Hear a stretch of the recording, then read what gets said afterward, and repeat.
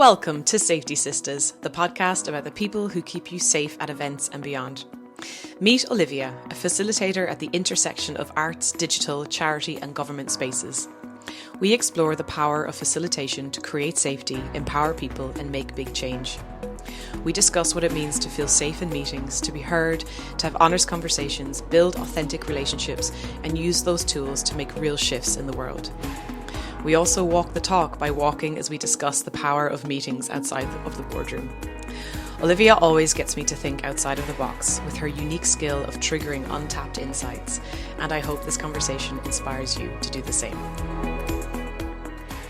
Yeah, walking and talking has been quite sort of strong part of my work life actually. I'd say probably for about the last 10 years. It's felt subtle in some ways because I know that there are people that have it at the forefront of their practice. But actually, I think it sort of pops up and goes back down and, just manifests itself in different ways. So one of the things I wanted to mention where it sort of felt like it started a little bit was sort of sound walks. And this was at a point when I was doing a lot of creative work within the sound art discipline. And sound walks being something in between like a kind of audio tool that you might listen to on headphones where you have a narrator or guide, but actually they're quite a little bit more experimental and they might use like field recordings in different ways and get you to just listen to your environment. Wow. And have an experience in a different way. So that's kind of solitary in a lot of ways. But I have experienced that kind of thing in groups as well, and they feel really nice.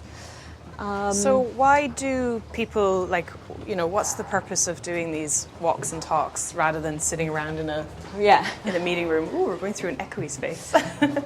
Yeah, well, I think we know that walking and talking is good for us. You know, there's so much evidence in terms of the mental, physical, health positives.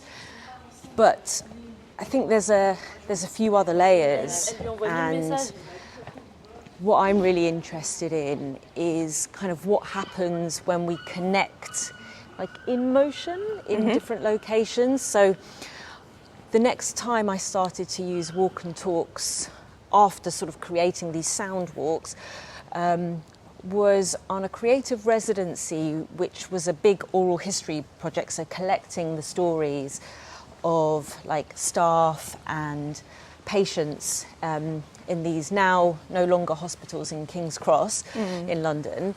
And what we were noticing was it was a 3-year residency. So at the beginning we were doing these interviews, but we were doing them in quite a traditional way, like sitting down in a meeting room. And just, I guess, interesting, of course, to have those conversations, but felt quite stagnant, really. And then, of course, you realise, well, we're in this beautiful building, this hospital in this particular case, let's explore it. And so walking and talking became interviews, oral history interviews. We noticed the kind of richness that was happening. So we were able to walk side by side with someone and they somehow felt a bit more at ease. Like you're not looking at each other in, face to face, like directly over a table. And that sort of felt like there was a breaking down of, some maybe power that we sometimes feels visible or invisible, I don't know. But so it kind of felt a bit more democratic. It felt like, I know from my experience as an interviewer, which was my role at that time, I always felt like a little bit like, I've chosen the questions or I'm leading the conversation in some way. But actually, in a walk and talk, you're sort of also being led by each other in conversation and there's like physically. a constant kind of democratic process, isn't there? Of Yeah. like where you're going, where you're walking to, the speed you're walking at, because you're maintaining that balance between each other. Yeah. Which is such an amazing way of, as you said, breaking down those power dynamics of, you know, traditional meetings that are around a table and increasing that sense of safety in ourselves to be able to say the things that we might not have said if we were around a table. But then also more experienced people or newer people into whatever role are becoming more... Yeah, we should go down let's go this way. It's kind of it's giving everyone a more of a level playing field. I think so, and I think, you know, you're navigating things together, aren't you? And so also I think, you know, just conversation in itself, especially when you're talking about yourself, can feel quite vulnerable and intense, and it's quite nice to almost have this other thing that's happening. I mean, just in that same hospital project I mentioned, we were doing lots of conversations as well that were sort of activity plus talking. So we found out that actually a lot of the nurses there were really into knitting. So whilst they were having knitting club, we would also interview them as well. And we noticed that, again, we were getting so much kind of richer, I guess, stories and experiences from them in that kind of way. But yeah, there's something as well just about, I think, the walking aspect, the geography, because I think there's so much around walking practice as a theory, like there's the psychogeography aspect. Psychogeography? Psychogeography, yeah. What is that? Well, like, I think, you know, you go back to, is it like, you know, vagabonds and the flaneur, like this kind of French sort of literary character of these people that walk the streets and, you know, explore and navigate on their own and sort of, quite, I think it has quite like a romantic aspect, like from before. I think also it's interesting because when we look at it in a contemporary way, not everyone can walk the streets as well when you think about safety, actually. So I know that, you know, when I was, where I grew up in South London, didn't feel safe to me when I was a kid, and I sort of remembered that again just recently. I don't live far now from where I grew up, but I don't often go back there, and I sort of stumbled by accident. I just kind of got a different bus, got the wrong bus, like and then before I knew it I was walking past my old primary school and all of this stuff. And what was coming up actually was just a lot of fear, sort of walking around the streets, and just reminded me that actually this is not a great place to just be roaming in that like romantic way. So yeah, I think there are, you know, considerations when we think about walking and talking, and like, you know, what are we looking for, how are we feeling protected or not protected, what area are we in, and, you know, there's so much that comes with it as well. Wow. And just interesting how you, like, you know, sharing now that you didn't feel safe, like, just going to school, you know, didn't feel safe kind of walking the streets going to school, and just this sort of concept of, you know, different people's perception of safety, and like, you know, what does being safe mean to someone, and how safety is relative, but it's also not relative. You know, like in the crowd safety, it's like if you're in densities of more than 5 people per meter squared, you're not safe. But then, you know, there are high densities where people love being in a mosh pit and other people don't love, or, you know, you're in a room with a dog and some people feel afraid and unsafe and other people feel very safe, you know. So it's but the thing is that it's when we're dealing with someone's perception of safety, we're meeting them where they are, right? It's not saying, oh no, you are safe. It's actually going, hold on, you are telling me you're unsafe. what can we do to support you and make sure that you are safe. And as a child, not feeling safe to walk to school, I mean, that's a fundamental issue right there that needs to be addressed collectively, you know. It's not for the child to solve.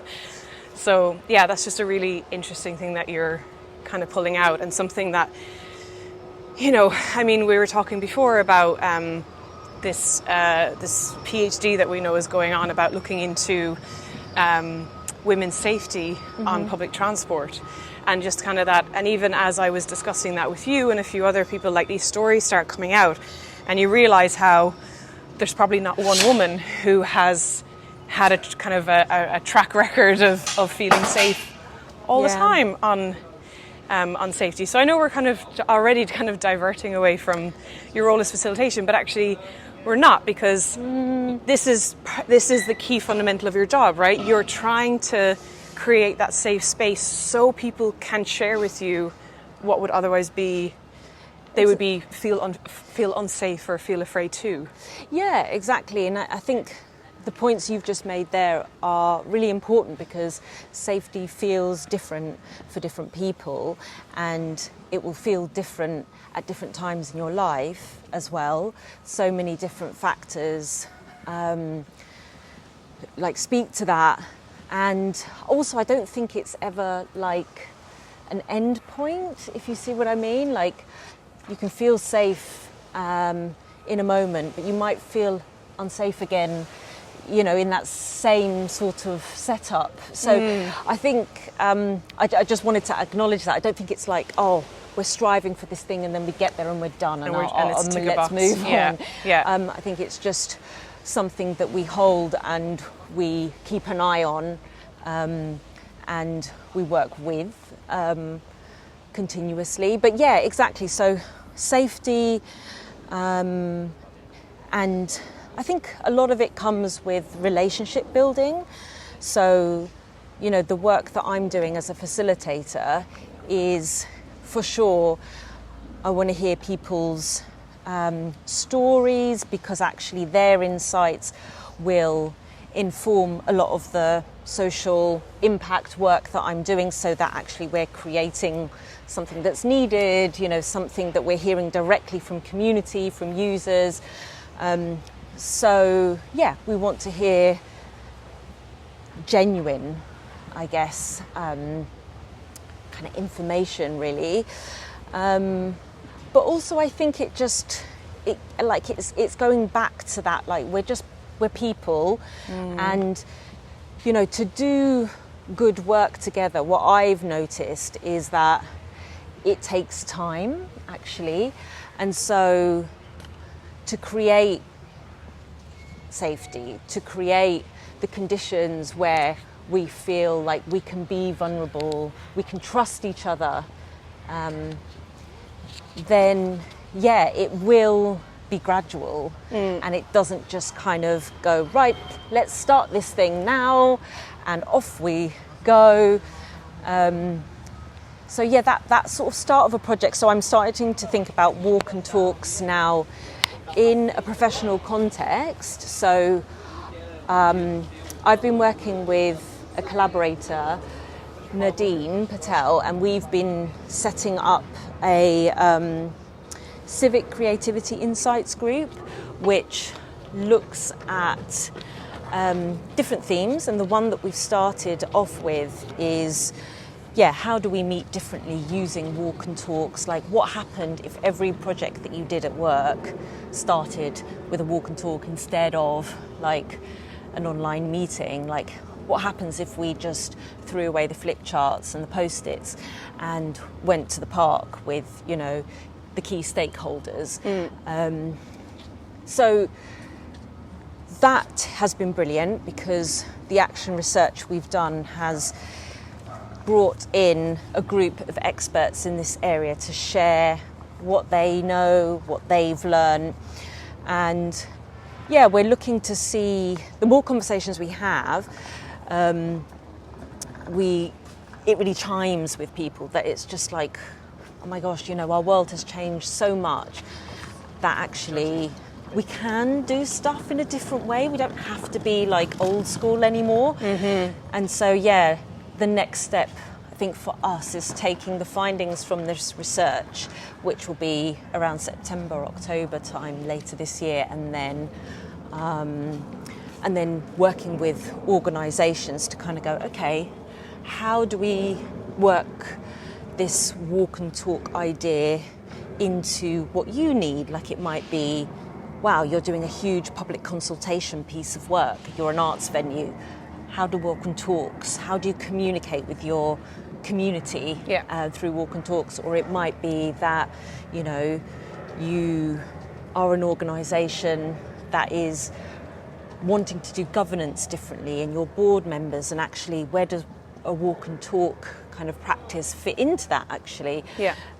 So yeah, it's an exciting moment, because we're getting really good response from people sort of saying, yeah, you know, that feels right actually to do things. We don't have the answers, and walk and talks are like ubiquitous. They're everywhere in different ways. We're not like creating anything new. We're just kind of saying actually what happens when we bring something we know into a work environment and see what emerges.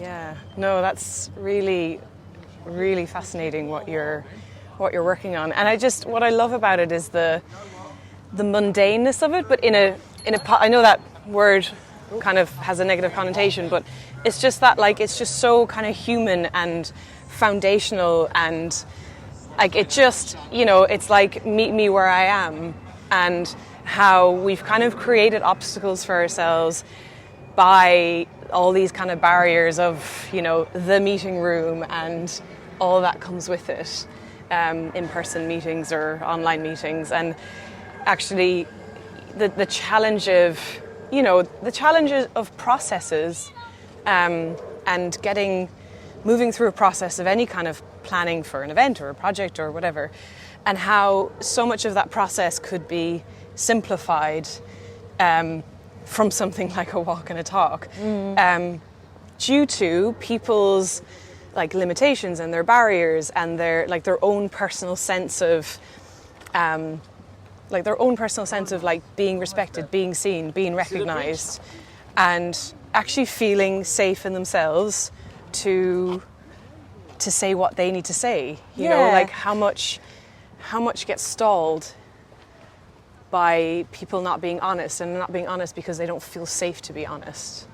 Yeah, and essentially, you know, if we are being honest, we're doing like better work. We're being ourselves, and you know that can only be a good thing. But yeah, you were just saying there around like, you know, I think what I was hearing was just those aspects of just feeling like you can break away from those more traditional ways of doing things, but actually feeling comfortable in connecting in different ways. So like, you know, walk and talks is one way, but there's some work that I've been doing through like kind of the collective imagination practice, which I also really enjoy, that kind of very sort of expansive way of doing things differently. And what I love there is just this kind of like being free from the constraints that we're so used to of like, right, you know, like we're all meeting this group together who we're going to work together in some way. Everyone, let's do an intro, let's do our icebreakers. Hello, I'm Olivia, I'm a facilitator, I'm standard stuff, right? And actually what I've been experiencing more and more through this type of collective imagination practice is what happens when we do away with all of that and we ask ourselves how to sort of intro, but using like, you know, the reference point of what can you say about your ancestry? What can you say about your name, your actual name? And actually it feels quite far out, and you know, it is different and it takes more time. But when I've tried that with groups and we spend an hour and a half going around and hearing that, I mean, you can't help but feel connected to those people who are sharing. And, you know, what inevitably ends up happening if you've got a big group, the people that start at the beginning obviously share bits, and then it grows, and then the people in the middle have the confidence to grow a bit, and then by the end, like, you're getting some really deep stuff, which is really nice. But I do think that the impact it has is, I feel that I'm now able to start work with these people. We've just we've spent an hour and a half, which might be more than like a normal 5-minute intro or icebreaker, but we've kind of jump-started a whole other process. And also it allows me to reflect on, like, who I am a bit more. I'm like, what is my name actually? Or, you know, remembering where am I from? And these might not be things that I always connect with people about. So that's really nice and enriching on a personal level too. I love that. I mean, I'm just, like, I keep having these flashes to sitting around a big, like, table organising, like, a major event, right? Because this is my reference point.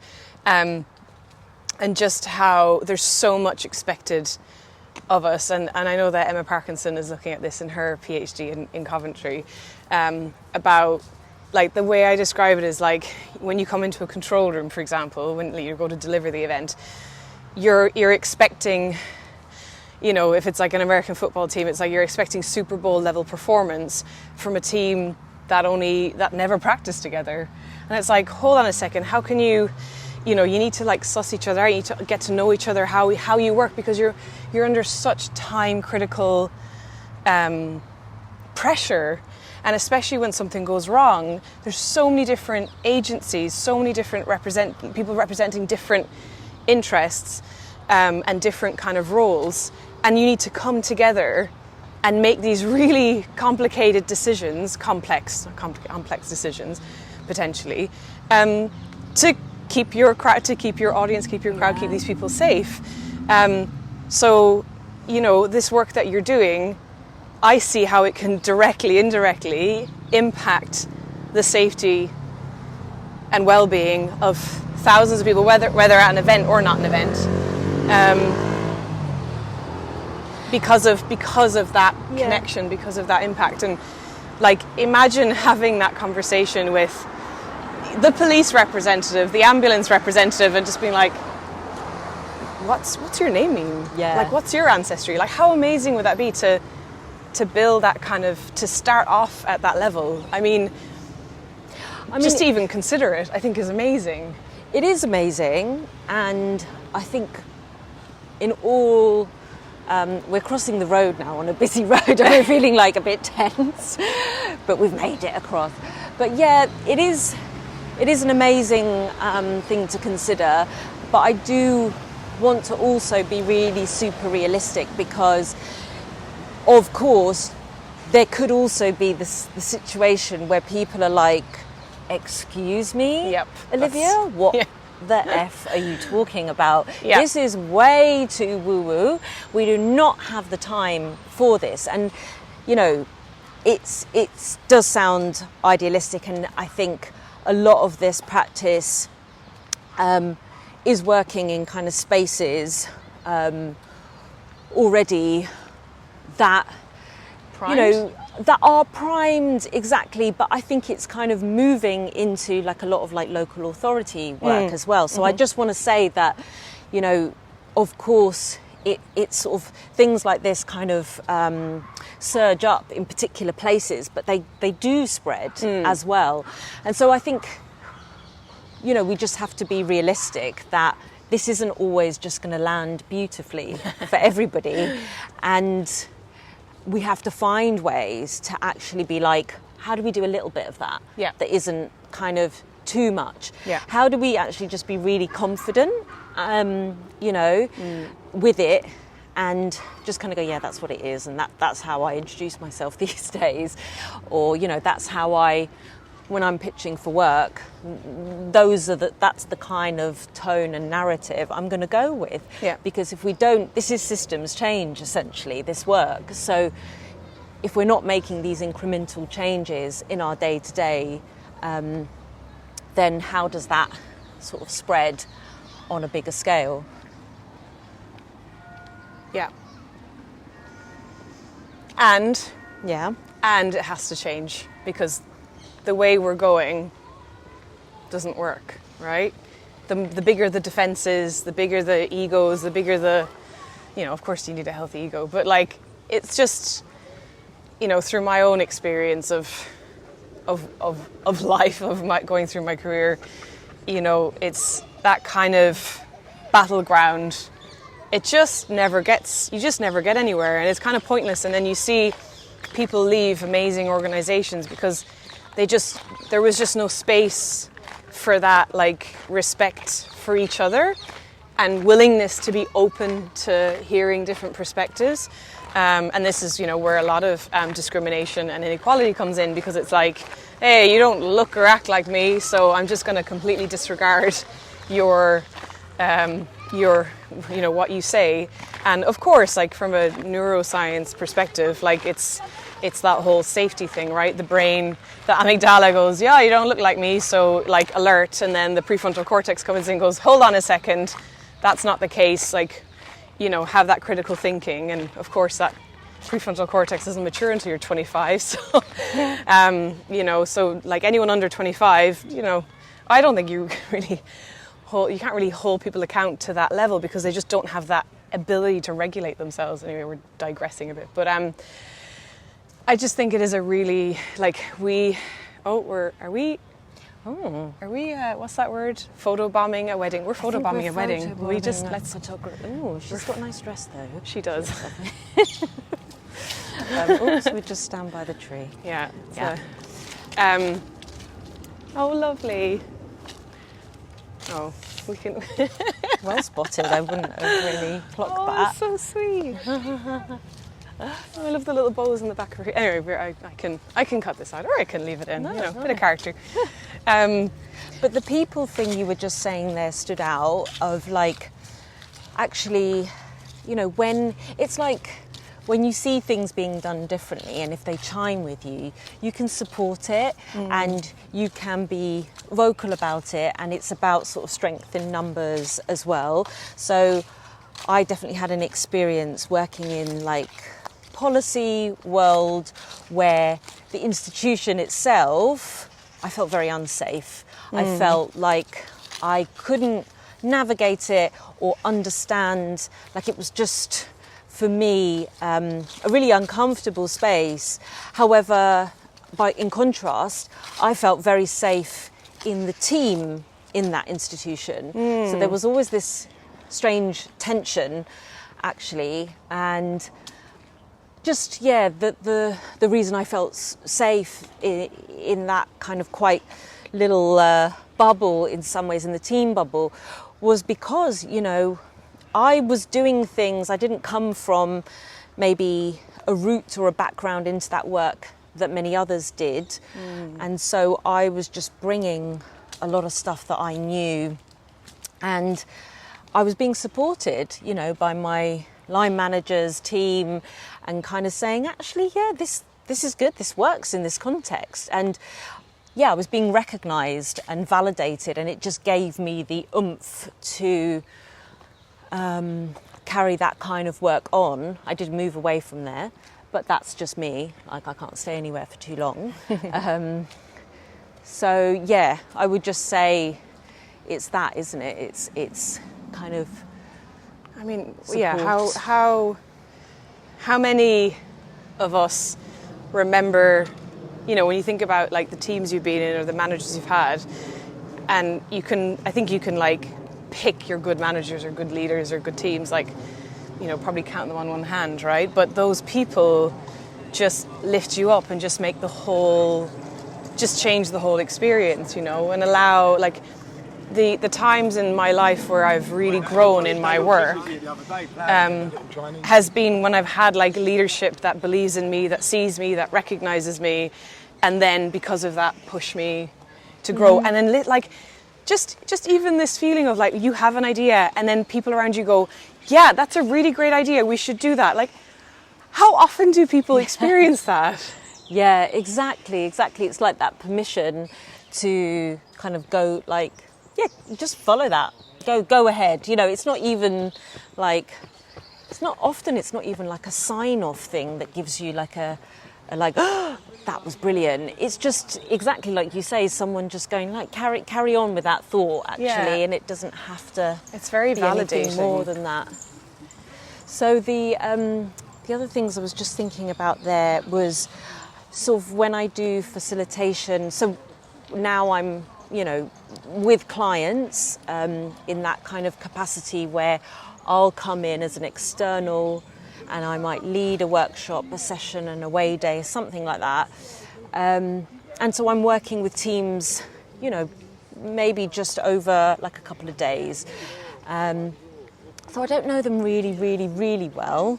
I don't know them really well, but I do get to know them over that period, and I can see like when things click or when, oh my, it's amazing. But I do find for them to feel safe in those spaces, you know, for example, I really love having like rules of engagement, I suppose, and something that gives permission as well for people to be like, right, we're going to enter this space for whatever. It could be a couple of hours, it could be a couple of days.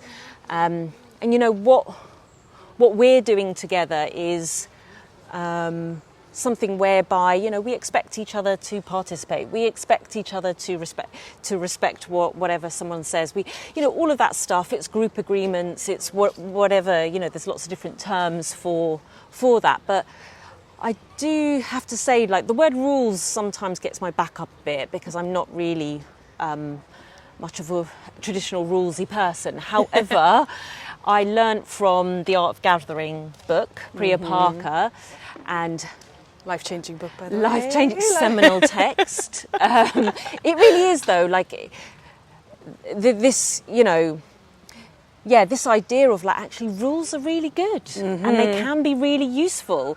And, you know, for someone like I sometimes can't work out how to navigate things. Like that's what the example I gave of when I worked in an institution. I was just like, I don't understand how people are communicating. How I sometimes just can't grasp that stuff quite easily. So I find rules quite useful to be like, okay, I'm okay to operate in this way, and then I can flex around that. But yeah, so the book, The Art of Gathering, I think so many gems in there, but one of them was about actually don't be shy on kind of how you invite people into that space, and it's actually really helpful to be clear, and that in turn gives that sort of, I think, level of safety and trust to be able for them to participate, speak, you know, say something that maybe they've never actually said with any of their peers. And I sometimes see that, like, and that's what really gets me so excited about that kind of work, when something's clicked in them, because I don't have the answers as a facilitator. I am not the expert at all. I don't know, you're the expert. My job is just to bring out what I can from you. And the biggest part of that is just creating a space. I was almost going to say safe space, but you know, it's kind of, it's like brave space now. Brave space. Oh, I love that. Which I think is also a bit mixed how people think what brave space is, but keywords. But anyway, a container is another thing that people say, isn't it? Like creating a container where you can be you, really. Yeah, and I mean, you know, you have rules of engagement, right? You know, you go to an event, there's rules, right? You can't bring these things in for your own safety and for the safety of everyone. And there's etiquette of how to behave. You know, if you're watching a show, like a theatre show, for example, you remain quiet. I mean, if you're watching a music concert, it's okay to shout and sing. You know, there's like these different, and then like the mosh pit is the best example. There's so many unwritten rules, but by participating, you're engaging, you're agreeing to those rules, and those rules keep you safe and allow you to then kind of, you know, do what you need to do to release and have that wonderful escapism feeling and all that, really, you know, the high energy, that joy that people seek when they come to events, and that's what we're creating. And yeah, and then, you know, and then looking at those, you know, in organizations and how we work with each other, you know, by, like, I just now in my head I have a conference, like a safety conference, and or any kind of conference, right? And how you go to the conference, and yes, it's nice to meet people, but did you really come away from anything? Because how many people really pushed through the barrier to say what they believed, to say what they felt? Like, how many people kind of toe the party line because it's like the energy and the way it's being designed means you're still on the defensive in terms of your energy, and then actually we're not growing, we're not learning, we're just, I don't know, just, yeah. Yeah, gosh, I was just wondering, actually, just hearing you about, like, you know, we've been talking about a lot about, you know, what safety feels like or looks like, and creating safety the geese. For the geese. For the geese. They're not feeling safe right now. I think one's courting the other one. But that's it, then what does unsafe feel like or look like? So, you know, can we recognise the distinctions, and actually how do we, I'm just curious actually about your experience as well, but like, people do feel unsafe obviously at events or in working relationships, and you know, what happens then? What do we do? Like, how do we?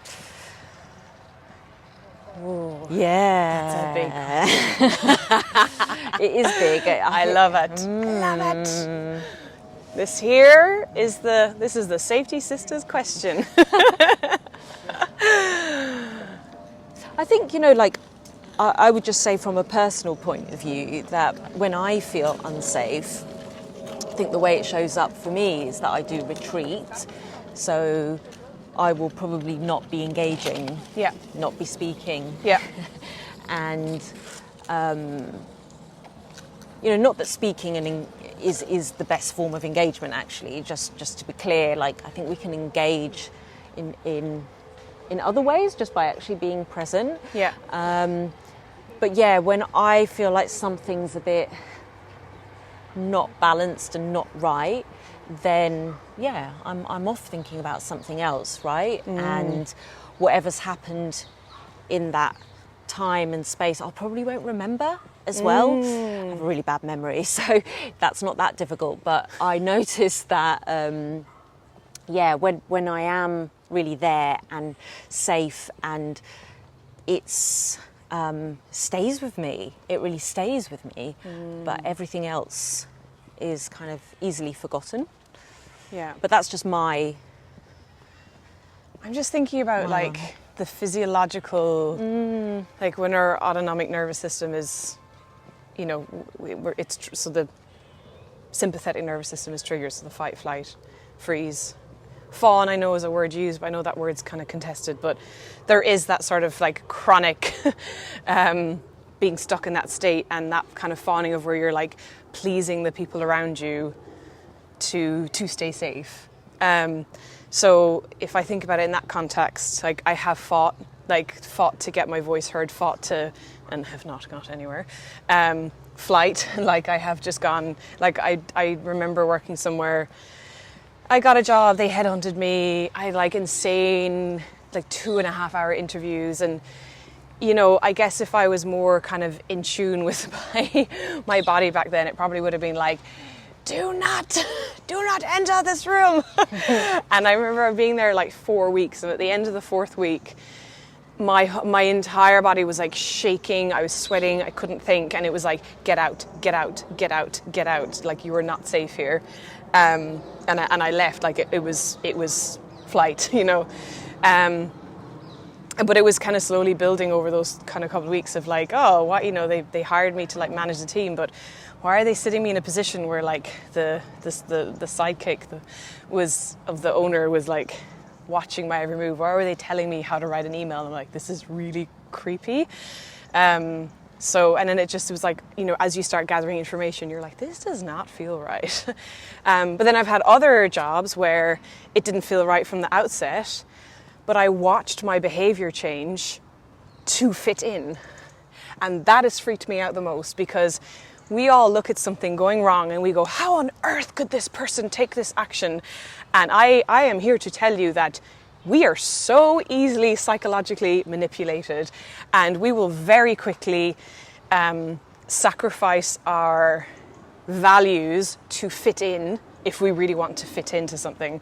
And so I sacrificed my values, and I was psychologically manipulated in this job to try and fit in. And then it kind of, the sort of haze lifted after a while, and I was like shaking my head going, oh, what the hell am I doing? And like even still to this day, there was like, when I first started this job, there was one person I connected with, and they're a really good friend to this day. And so we connected, and then like my manager, like over time, like manipulated me to think this person was like, didn't respect me, was saying bad things about me, was like sexist against me, when actually it was the other team that were doing all of that. And so this person who I clicked with, like I was their manager, and I treated them in a way that I have like since apologized so many times, and like one time just crying my eyes out.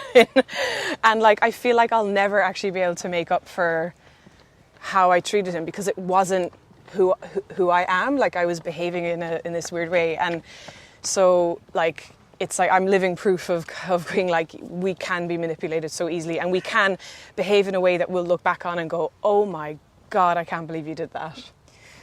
Wow, it's so complicated, isn't it? Because actually it's not just about arriving to something and kind of like, I'm meeting these new people and how do we build trust? Yeah. It's like everything we come a lot, you know, with, isn't it? And just wanted to recognise that like there are so many experiences that people feel daily, in terms of racism, sexism, you know, in terms of feeling unsafe. Like we're just highlighting some scenarios, mainly in the workplace, but actually, yeah, they exist on all levels, and often consistently for people. But I think what you're saying there about just almost like, and it's taken me ages, but like recognizing like who are you, where are you from, like keeping that really central.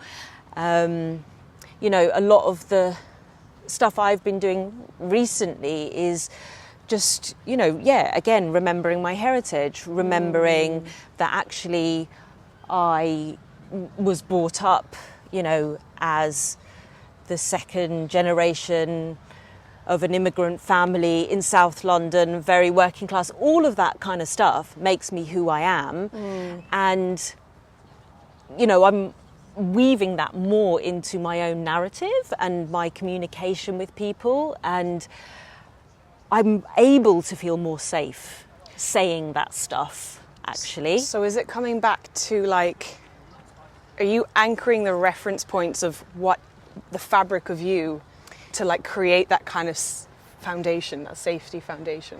I think so, because I think, you know, some things aren't always visible and apparent. And I noticed that, you know, in the last sort of maybe 10 years or so, you know, in a work context, when I meet people will just have an idea of you, right? They'll just see you in a particular way and then start to be surprised about what your life experiences are and how, and you're like, oh, right. So actually, it's probably quite important to say some of this stuff, you know, because especially in the work that I do, it interconnects, right? The personal and the professional. I think it probably does for most people, but for sure, I see it and feel it.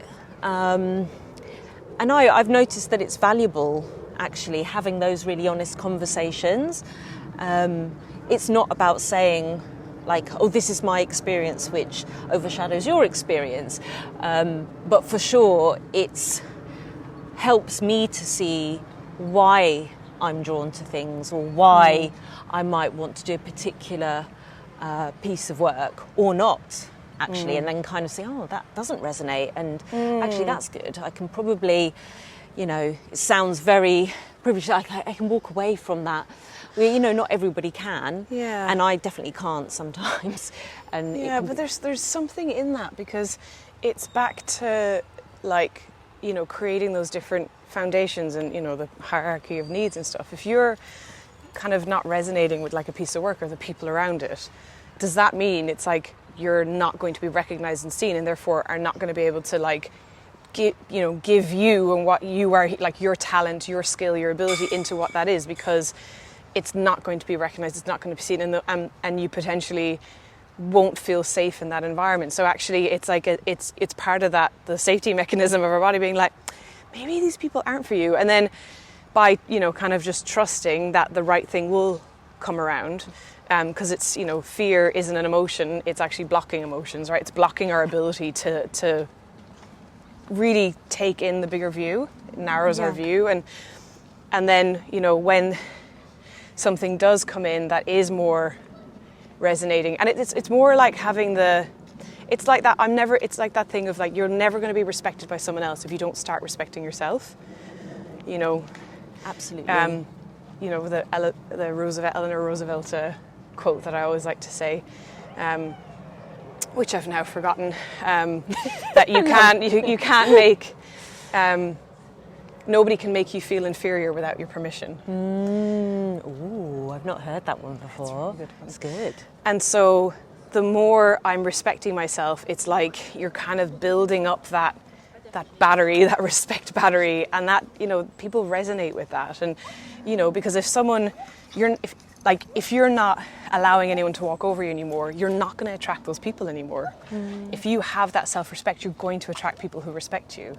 That's just how it works. It's like the law, not just Murphy's law, but it's how it works. Because that's how we enter into these psychological dynamics, right?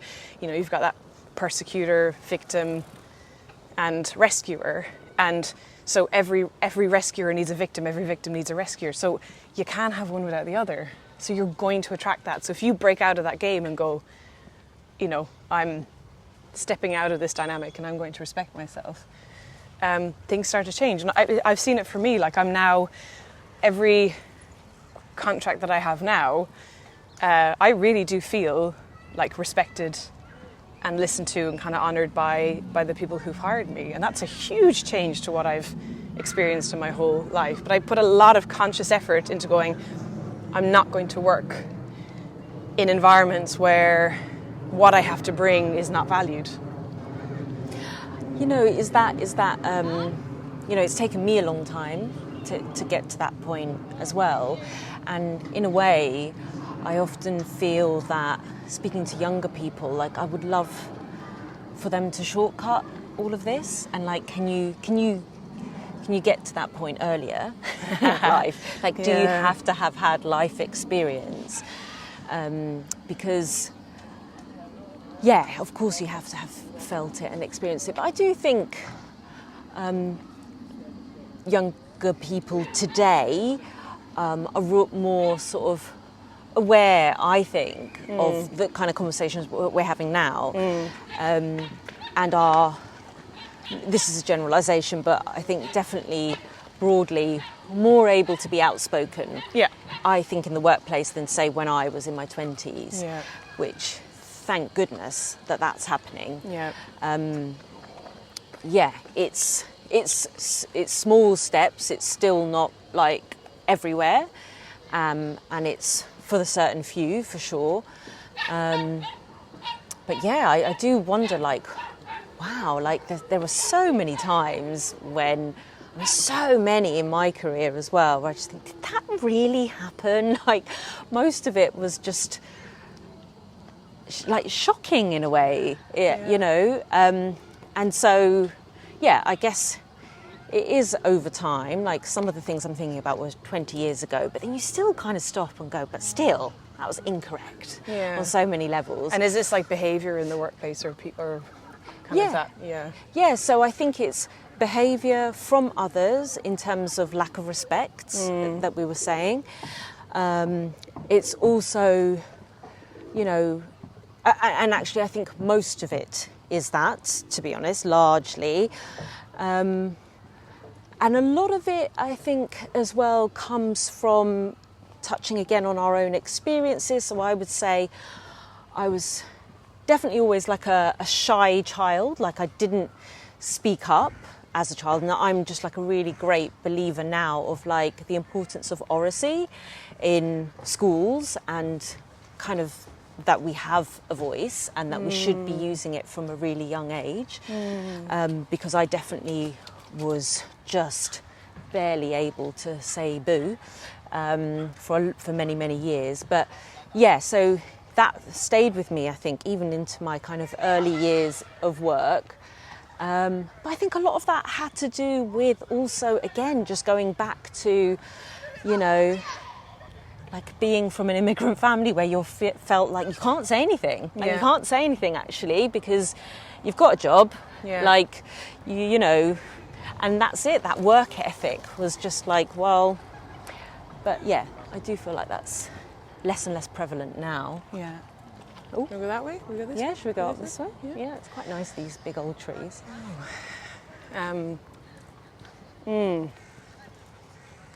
And so with, you know, I mean, you know, we've worked together on a number of some big events. And then this year had an experience of producing an event where a lot kind of came to light about the importance of creating a safe container to actually allow for people to be honest. And this was reflected back because the people we were working with all work in the emergency services. And, you know, there was some experience shared of when they responded in a disaster and they felt unsafe helping, doing their job, you know. And actually, like, do we ever think about the people who come and help us? Do they feel capable and safe? And actually, are they feeling respected and feel like they're able to do their job? And actually, how can we kind of learn and grow together if we've just got our defences up the whole time? And actually, how are we able to really kind of create lasting solutions for real problems like extreme heat and flooding and fire disasters, you know, stuff that is affecting every single human, and using what your work is to kind of support the advancement of these areas? Yeah, it's interesting that kind of like, I would see that maybe as like frontline workers or, you know, and I always kind of think of them as in, you know, when you think, you know, coaches and therapists and all of that, they have supervision, don't they? And I always think like, why does this not sort of exist for frontline workers? Like, because they're sort of they have supervision in terms of like, they're obviously having difficult conversations with clients regularly. And I always just think, well, you know, these frontline workers are having a form of conversation constantly with people that is difficult. It might not be in verbally all the time. Yeah. And just how like that support, whether it's supervision or something else, like I think it exists in some ways, and I definitely don't know enough about the sector to speak on what's available out there. But yeah, like just the question you were saying about what was the question? It's all right. About my work. Yeah, like about in terms of your work of facilitating and supporting the advancement, like the kind of growth and journey of areas that, you know, are impacting like everybody's lives. You know, like I said, like this, to use the case study of, you know, people who do planning for disasters or emergency response or things like that, you know, like, so. I think I think it's I guess it goes back to sort of a lot of what we've touched on in terms of how do you create a space where you can step away from the day-to-day, Yeah. right? And so where that's possible, I think that's really important, because that allows a bit of group reflection or self-individual reflection, because we just can't keep going, can we? Like treadmill-wise. And I think a lot of the facilitation work I'm doing is that opportunity, and I hear that so much from people that come to learning programs or different kinds of brainstorming, kind of thinking workshops. Oh wow, it's been so great to just step out and think differently and come together in this way. And so, you know, a lot of it is having really great bosses that recognise the need for that, because really, you know, I can't sort of force people to make the time in their diary, and all I'm really doing is responding to maybe some great leaders who are kind of saying, we need this, you know, and we'll have an external person come in, and that's where the value is, right? I'm impartial in that sense. I'm just guiding, and I've said this before, but that's the really important part of my work. And sometimes I definitely, you know, get carried away, but like one of the things that I think in terms of really great facilitation and helping people feel like things are working in that space for them is just bringing out expertise that's already within them. So rather than me kind of saying, and there's this really great, and suggesting things, or being the hero essentially, and kind of going, well, I've got this idea that, or, you know, it's just never gonna, I think, stay with people. It's that coaching thing, isn't it? And I think that's facilitation and coaching always kind of go hand in hand in a lot of ways, depending what your style is. But people are always gonna remember something that they have arrived at, that they have come to. So that tends to be where I see like the big smiles at the end of the day and stuff, where it feels like, you know, we did something there, we got there, you know. I didn't have someone just stand up there and tell me stuff. Like, why would I want an external person to come in and say, this is what you've got to do? Like, you know, it's getting there either on your own or together as a team, and just being nudged along the way, I think. Yeah. And do you find, like, when you do this work, different experiences when it's like online, in person in their work environment, or in person outside of their work environment? Like, are there do you see different responses and different behaviours? Yeah, absolutely. So the in-person side of things, like either on-site in the workplace and then off-site, you know, if it's on-site, my preference is definitely off-site because of that kind of stepping away from the day-to-day. Of course, what comes with that is everyone starts to bond over, like, is the coffee okay? How did you get here? You know, so there's this quite, I think that's quite fun. But yeah, the on-site stuff I think can work as well. And I think you can actually, as a facilitator, start to help people see even the space in a different way.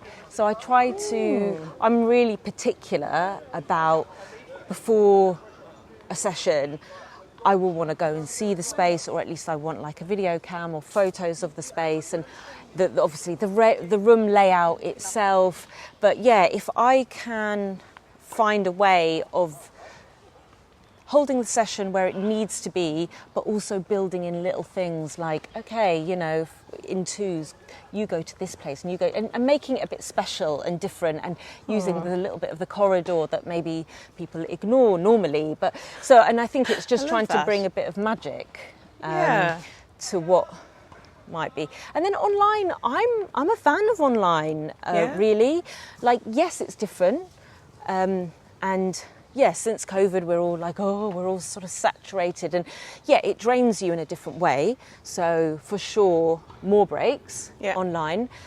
But actually, there's a level of accessibility there that some people will be able to join that wouldn't be able to in person. You have different digital tools that you can use. Yeah. So I like hybrid is not my favourite. So that, I think, again, we're not getting that democratic vibe, are we? Yeah. Where there's some people online and some people in the room in the same session. So it's either one or the other for me. Wow. Yeah, of course, because there's different challenges and different opportunities with every kind of approach that you take.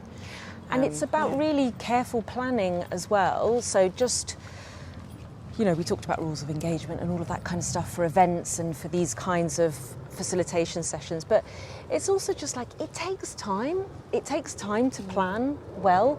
And, I always get really surprised at like things that I've done many times. And I still think, well, I should be able to plan this in like, 6.3 seconds, right? But it's not because, Like every event. Yeah, like, of course it's not. That's where the most of the work comes, because you want it to be, it's a skeleton, right? It's a structure. It's never going to be the thing. I think they talk about 3 plans that you have for like any workshop. It's the plan that you make before, the one that you do in the session, and the one afterwards, right? So there's like 3 versions of it. But yeah, I always tend to spend a lot of time designing it so that I just feel confident, actually, and I want everybody to feel like I've thought it through, and the best the best kind of feedback I get, and the very first time I heard it, I was like, oh, that's it really, was when it was just like, Olivia, just you carry on doing what you're doing, we just feel like we're in safe hands. Oh. And to me it was like, that's it. I just want to get to that point.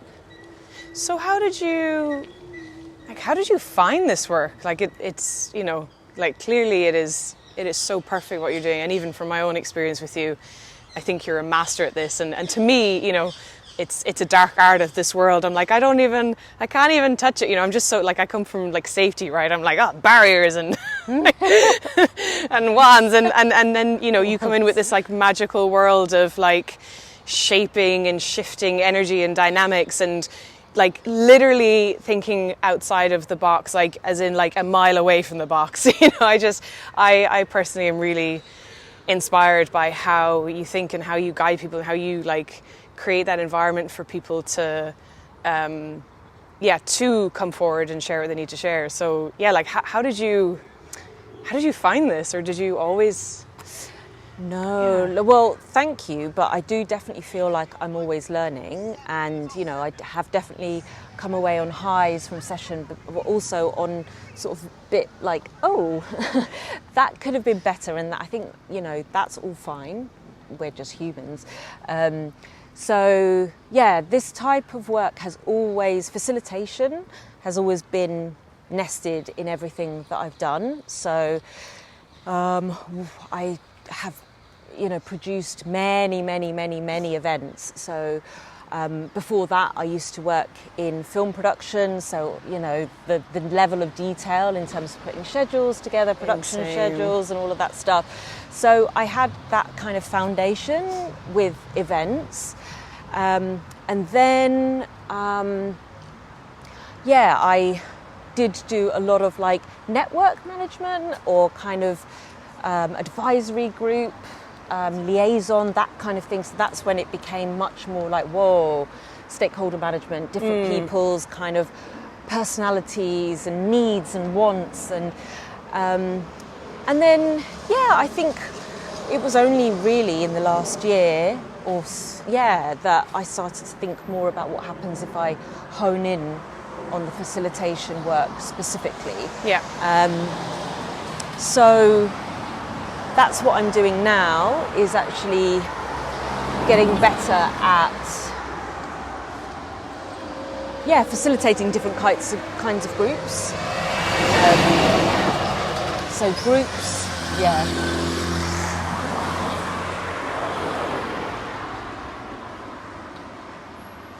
So they could be groups, but there's also kind of one-to-one that I'm looking at a bit more in terms of coaching. So I'm sort of upgrading my kind of certification in that area as well soon. It's exciting. So that will be next, and I'm thinking about sort of how to do things differently, like in that space as well. So whereas in facilitation, the stuff I'm kind of interested in is bringing like play into that space, and what happens when we, I guess, introduce a concept like that. What does that kind of bring us in terms of, how we might plan in the future? But also, with coaching, again, how can we do things differently? And I'm really curious about voice note coaching as well. And like, again, it's that accessibility, like maybe not how does that work? Well, I'm sort of still exploring. Oh, this is called Paradise Street. Oh, that's nice. The journey through London, ladies and gentlemen.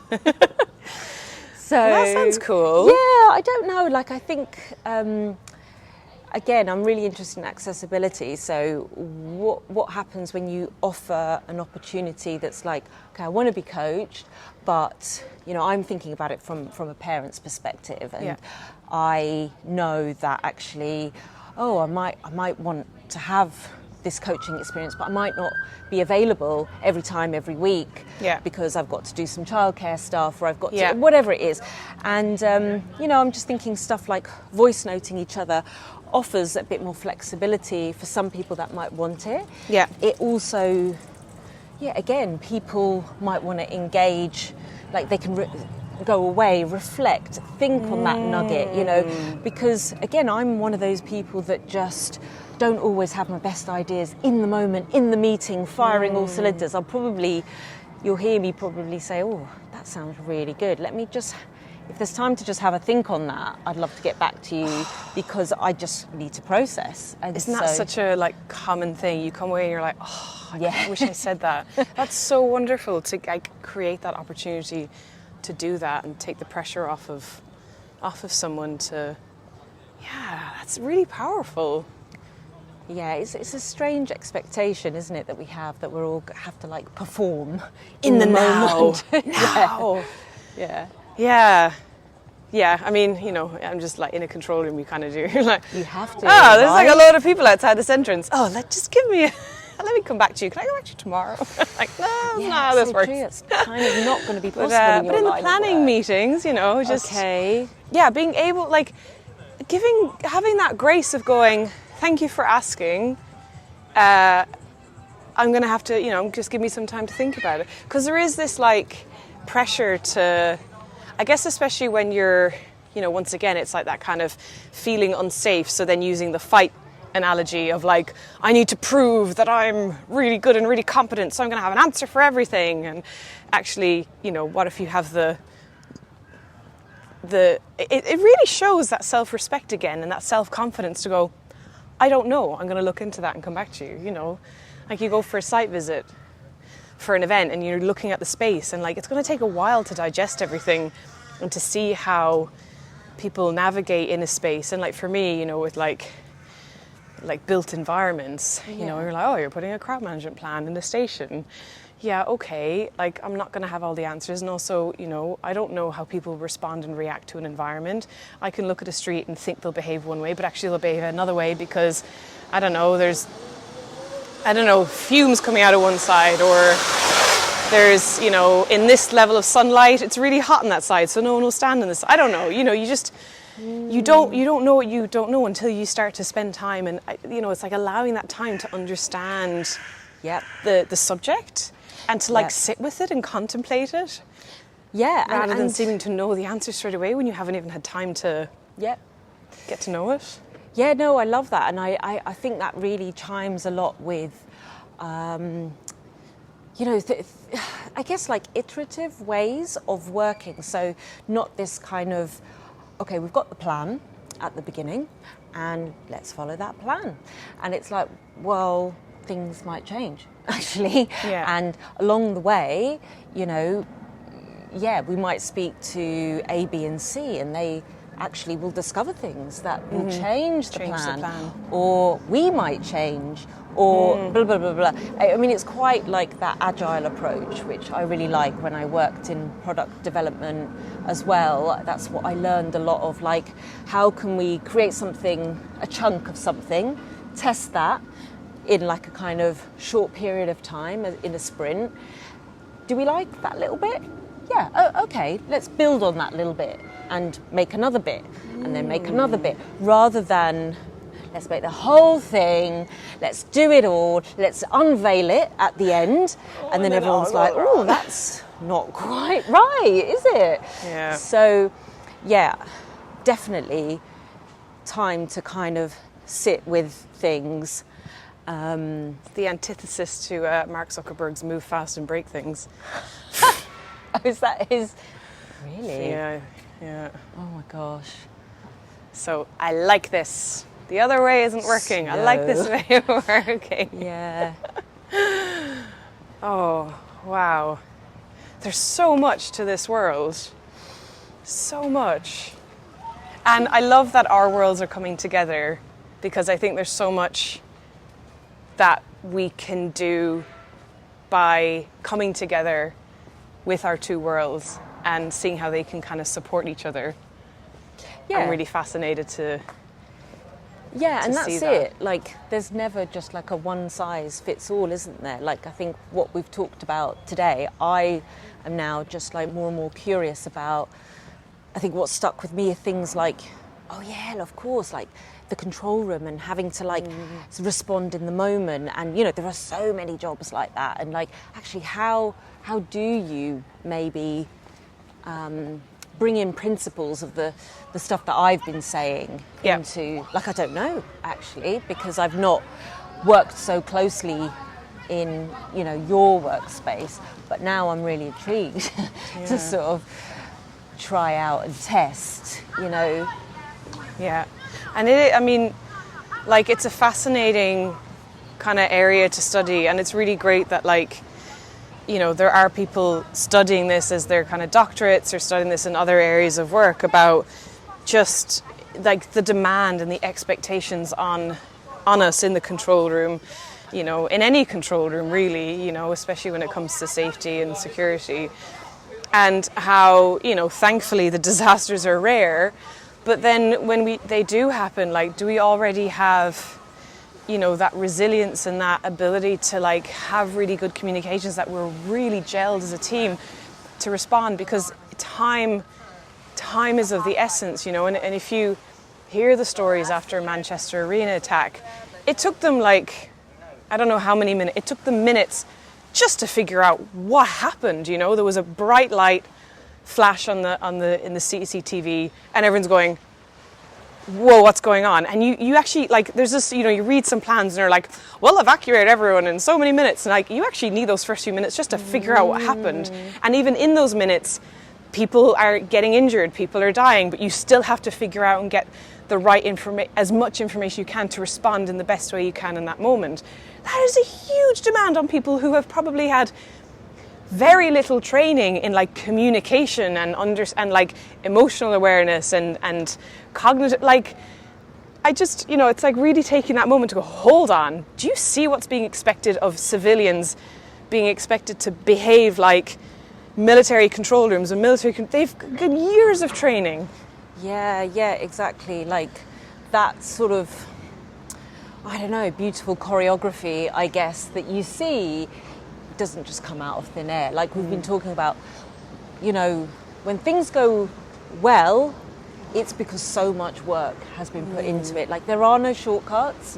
Like I just firmly believe that more and more. Like, you know, there are no shortcuts as we literally hit a wall. We've got to go around the other way. That is so funny. Yeah, go around the other side. Yeah. I love that. Yes. They're also going to have to do Yeah, the they're same. going to have to come round. Or maybe they have a secret. Wait, no, they look so confident. They do look very confident. Hang on, are they going to shapeshift Yeah, maybe. through the... They know something we don't. Yeah, sorry, go on. Well, just, things take time. Good things take time. Yeah, I love that.